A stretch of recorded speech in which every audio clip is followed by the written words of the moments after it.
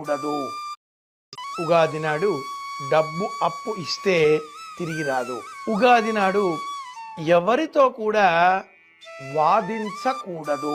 అలా వాదిస్తే సంవత్సరం అంతా వాదిస్తూనే ఉంటారు. ఏడవకూడదు, ఏడిపించకూడదు. సంవత్సరం అంతా ఏడుస్తూనే ఉంటారు, సంవత్సరం అంతా ఇతరులను గేలి చేస్తూనే ఉంటారు, హేళన చేస్తూనే ఉంటారు. జీవితం అంతా కూడా కంగాళిగా చేసుకునే అవకాశాలు పెరుగుతాయి. ఒక్క వస్త్రమైన నూతన వస్త్రం ధరించాలి. కట్టి విడిచిన పాత దుస్తులను ఉగాది నాడు ధరించకూడదు. ఇది ముఖ్యం. ఖచ్చితంగా ఉగాది నాడు తలంటుకోవాలి.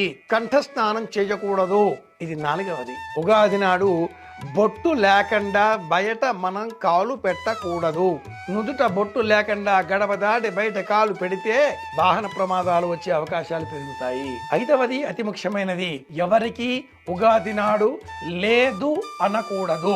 మన వద్ద లేదనుకుందాం, ఆ వస్తువు ప్రస్తుతం ఎక్కడ పెట్టానో ఏమిటో వెతకాలండి. నిండుకున్నాయి, వెతకాలి, తర్వాత